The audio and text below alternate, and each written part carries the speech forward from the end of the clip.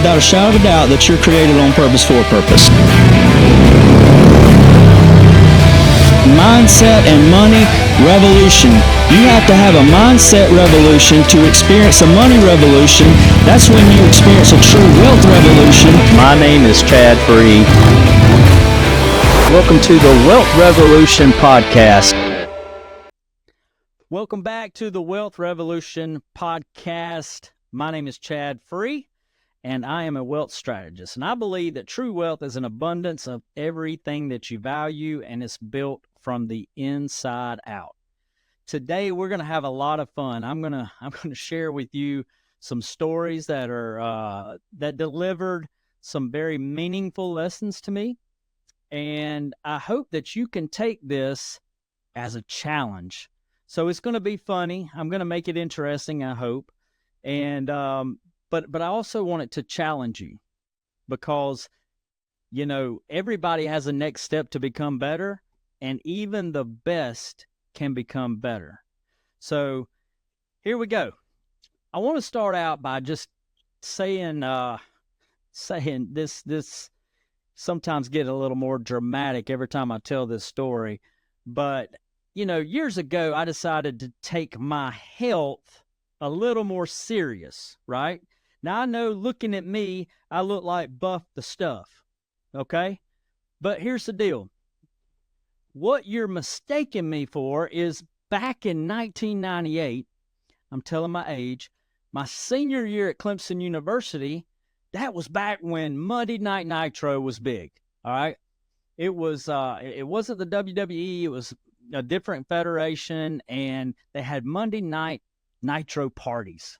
So there was a party that took place at Death Valley. All right. So they had Hacksaw Jim Duggan, if you know him, Disco Inferno. Some of you have no clue what I'm talking about, but just look them up later. They had some of the Nitro girls there, and man, I was planning on being on the front row. Now, they also had contests, wrestler lookalike contests, right? And so your boy, because I felt like when I looked in the mirror, you know, how jacked I was, man, I looked like Buff Bagwell, just, you know, not as tall, not as built. But other than that, you know what I mean? We look kind of like each other, right? So there I go. I had my NWO shirt on. That's what he wore like. I took a Sharpie and I drew myself a tattoo. I put a headband on, and now I'm ready to go. So the time came where the wrestler lookalike contest came up, and they you know, called the contestants up there, and I grabbed that microphone and I said, when you're buff and you've got the stuff, the girls can't get enough. And back then, dropping the mic was not a thing. I didn't know about that. I would have dropped it, you know what I mean, if I'd have known about it. But I just handed it back to the guy. But let me tell you something. Then I began to flex. And I won that wrestler lookalike competition. But I'm not Buff Bagwell, okay? I just want to get that straight as we do this podcast, all right? I had Caden over here laughing, man. Man, that was a good time. Good time. Man, that's a long time ago is what that is. So, you know, it's going to be packed full of stories today, Caden. Man, we're rocking and rolling with some stories, all right? So, look here. Here's the deal. So, I've decided to take my health more serious, okay? And what does anybody do when they want to, you know, kind of start taking care of themselves? They go sign up for mixed martial arts. That's what I did, right? So, I didn't go to the gym. I didn't, you know, sign up for, you know, any other thing like that. I wanted to learn mixed martial arts. Now, listen, I didn't do this to go get in competitions and get in the cage, because I have to smile to make money. I'm in sales. I'm in business, you know, and most of you that are listening to this can relate. But I wanted to learn something. I wanted to make sure I protect my family, make sure we get home safe at night, just in case anything ever went down. So I start this class, and I began to move up in the ranks fairly quickly. And here I am, a gold belt, right? Well, shortly after receiving that gold belt, I got an invitation to something bigger and badder, the Fight Club. Now, I know what you're thinking. Again, remember, I'm not Buff Bagwell, okay? So I got invited to this Fight Club. And these are made up of people. Most of the people in there have been taking martial arts for 10 or more years. They mostly all were black belts, probably had a couple of brown belts in there. Here I am, a gold belt. So I accept the offer. I'm kind of takes pride in it. Man, they saw something inside of me. I'm in the Fight Club. And then I started realizing maybe they need somebody new to beat up on, right? Some new fresh meat. So anyway, I got in, I got settled, and I got beat up more than I beat up people, right? But I learned a lot of lessons. And my confidence was built in more ways than one. I had fun. We built a camaraderie there. But let me just get straight to the point. When you are a part of the Fight Club, you have to go and compete. Now, remember, I said that I wasn't interested in competing in any shape, form, or fashion going into this. But to be a part of the Fight Club, our sensei was proud of the Fight Club, and he wanted to show us off. So we didn't do the cage. We didn't get into a ring or anything like that. But to test our stand-up skills, we would do strictly kickboxing tournaments. To test our ground skills, we would do just straight-up jiu-jitsu tournaments. And I did both. But I want to talk to you about the kickboxing tournament in Tennessee. So I go to my first kickboxing tournament. Now I'm thinking that we got the beginner class, we got the intermediate class, then we got the advanced class, all these assumptions. Now remember that word I just said, assumptions, because that's going to be very important to the whole story. That's not the case. I get up there and it's by weight class. Now I'm weighing in at about 170 pounds at this time, and I have to face somebody who has been doing this martial arts stuff for 30 years. Not only is he a veteran, he has his own karate school. Okay? So immediately when I find this out, I see in my peripheral vision all the folks in the Fight Club on my team, they're whispering to each other. And, I'm acting cool here, and I'm trying to be, chill my nerves and all that stuff. But I'm looking over, and listen, this guy that I'm fighting, he was Grandmaster Champion this, Dragon Champion, Intercontinental, World Heavyweight, Lightweight, Middleweight, Southeastern, this, that. He had every title that you could make up, just like what I just did, right? He had that. And here I am, I had to face him. So my cousin comes over to me, and he just talks a certain kind of way, and it's cool, man. I always wanted to be like him. He said, hey, man, hey, Bo, you're going to be all right. Just go in there and fight your fight. That's all you need to do. You fight us on Monday nights. You do your thing. You hang with us. Just go out there and fight your fight. I'm like, okay. So here we go. It's my time. We line up. Now, we're on a mat, okay? Because I want you to feel like you're there, all right? We're on a mat. Remember, we're not in a ring or in an octagon or anything like that, and the fight starts. Well, I wanted to feel him out just a little bit, but not too much. I jumped on him. I immediately became the aggressor, and I controlled that entire round. As a matter of fact, I won that round. I took him to town. I went over here in this corner, and I won. I did good. I go to the corner between rounds after that first round, and my sensei, I'm sitting here huffing and puffing. Remember, this has only been about 12 years ago, so I'm just getting into all this, right? He said, listen, go out there, and you're going to win. Go do the same thing in round 2, and you're going to win this fight. Okay. So I go out there, and I have the same game plan, and I begin, to stay inside. That's kind of what was making me win or allowing me to win. I didn't back up so he could really use his legs or anything. I stayed on the inside, and I muscled him pretty much, and same thing. But this time, we went out of bounds. All right? So as I went out of bounds, I want to ask you a question. Obviously, I'm not going to hear your answer. But what happens when you go out of bounds in a kickboxing tournament on the mat? Now, you're probably saying you go back to the middle, the referee will reset it. Well, that's what happened in Karate Kid and every Cobra Kai series that I've watched. Is Daniel-san always went back to the middle, and they restarted it, and we began again. Well, that's what I did. I made my way back toward the center, and I never made it to the center. All of a sudden, the lights went out in Knoxville, Tennessee. My jaw exploded, and it was like, Chris Tucker, which one of y'all kicked me? I didn't know what happened. I couldn't talk. I didn't know who I was. I didn't know where I was. But one thing I can tell you, he didn't knock me down, right? And I didn't say I quit. Now, I'm glad that my sensei quit for me. I saw him do that right there, and I knew that, yeah, do that right there. Because they had to hold me up, right? They was walking me back and walking me to the corner. I got knocked out.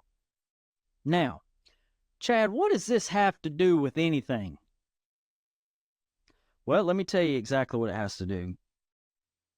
You see, I didn't know that saying, and I wasn't mindful of that saying, that everybody has a next step to become better. And even the best can become better. You see, I had the confidence that came from my spirit, right?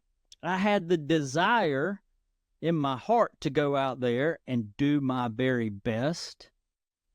And I felt pretty skilled, being that I've been, fighting with black belts for going on 2 years at the time. But what happened was I didn't take the time to find out the rules of that particular competition. I didn't have the knowledge of how to compete in the best way that I can, because I didn't even know the rules.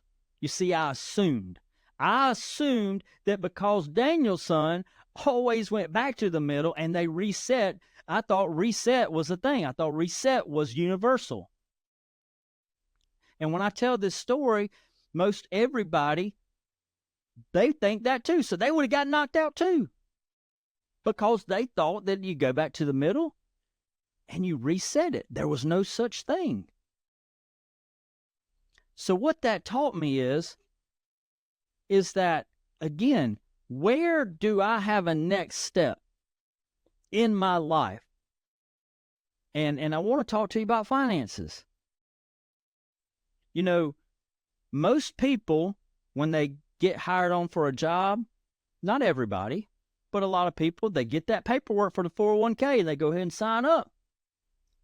And hey, listen, every situation is different. But we can't solve new world problems with old world solutions.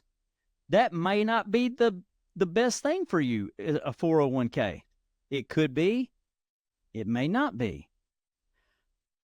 But what I want you to ask yourself and what I want you to think about is, how confident, on a scale of 1 to 10, how confident are you that you know all your options as it pertains to your finances? Because most people want to take care of their family. Most people want to do the right thing with their money. I mean, we work all the time to make money, because money makes the world go around, right? And hopefully one day we won't have to work anymore because we'll have enough money saved up, right? And if this is the nucleus in which we are operating, shouldn't we make sure that we're doing the best that we can do? You have to take control. If you go back to one of my episodes, Take Control of Your Financial Life, I talk about driving a bus. That is your bus to drive. And I'm not going to get into it, but so many of us are letting somebody else drive our bus. Or if they're not driving our bus, we're letting other people dictate which way we turn. Do we go straight? Do we make a right? When it's your responsibility to drive that bus. And if you're trying to drive this bus, you have to make sure that you know the directions and you have the knowledge in where you are going.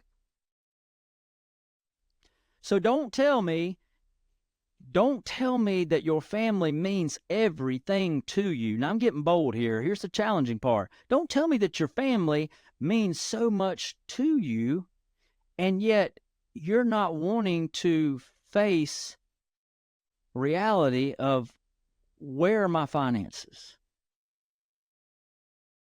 I think just from hearing my clients when they were prospects, it's intimidating to them. They have a fear. They have a fear of being judged. They have a fear of, well, I'm embarrassed. I don't know what they'll think. Or you might be private, whatever. You need to face that head on. And the sooner that you do that, the better. Because if you allow this to go on and on and on and on and assume that everything's going to work out, you're just addicted to hopium like everybody else is. Putting all your hope into an advisor that you think is moving your portfolio around every single day when they come in that morning drinking their coffee. How is Mr. and Miss Jones' portfolio doing? Or, well, everybody else did it. Uncle John did it, so that's what I'm going to do. You have to take control. Now, you know what? I didn't plan on sharing this story, but I'm going to share this story, and Caden's really going to bust out laughing here. You hear me mention Caden. He's here. He's on my team, and he does all my videography and puts all this together, does a fantastic job.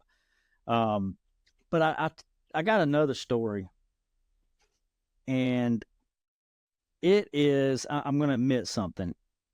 I used to get allergies really bad around May 1st, going into May, man, it's bad. And for a long time, I'd have to get a shot to get it knocked out. And, that was the only thing that would take care of it. Right. I couldn't even operate. I'd sneeze so hard. I never could sneeze once. Really, I probably couldn't sneeze 3 times. It was like big time, and it was dramatic, and it was bad. Right. But, I hated needles. This is the funny part. I hated needles with a passion. I was not only a drama king. I wasn't even a drama king. I was a drama queen. When it comes to needles, man, I don't have too many phobias, but that's a phobia of mine.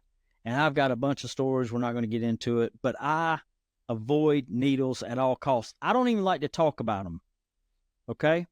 If I get anywhere near a needle, I immediately start breaking out into a cold sweat, and I just, come on, don't go.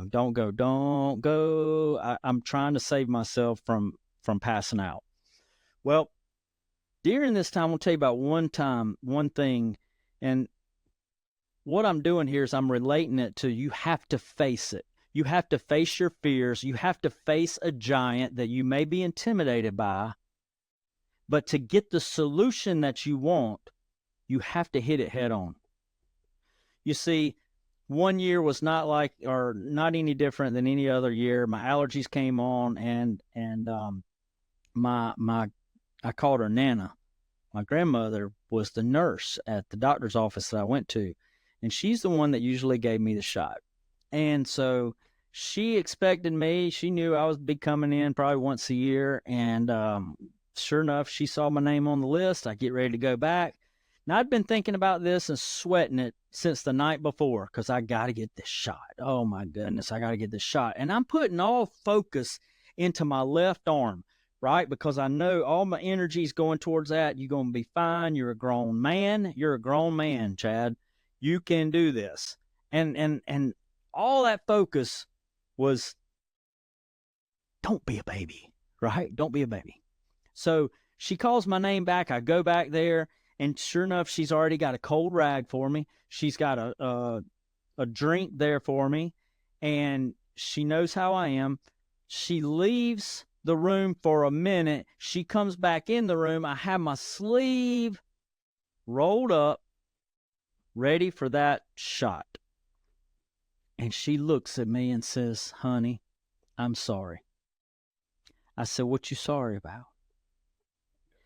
She said, "This one going in the rear end, the backside." I'm like, "Oh my goodness, no, no, no, no, no." I wanted to leave. I wanted to leave because, see, I hadn't put no focus in my rear end. It'd been since I was a kid that I'd had a shot in my rear end. I wasn't ready for that, right? But I had to do what I had to do, or I would continue to suffer, and I wouldn't be able to operate. So I hope you have enjoyed this podcast, but here's what I want you to know. Here's the challenge for you. Have you done all that you can do to make sure you know all of your options?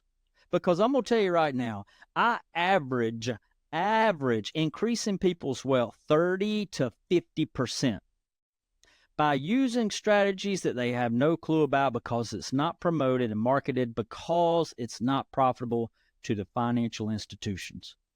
So if there was something that could move your family's life down the tracks a whole lot quicker and accelerate you to your goals, would you rather know about it now, or would you want to know about it when it's already too late?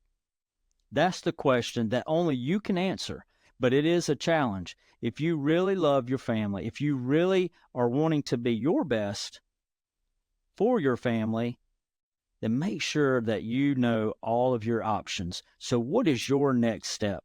Because remember, everybody's got a next step to become better. Even the best can become better. So feel free to DM me, reach out to me. I'm sure you got my contact information on this link, and I will be glad, me or somebody on my team will be glad to help you just to see where you are. And look, it's the no judgment zone. Judgment-free zone here. We're here to help you. All right. Until next time, God bless you. Have a great one. Bye-bye.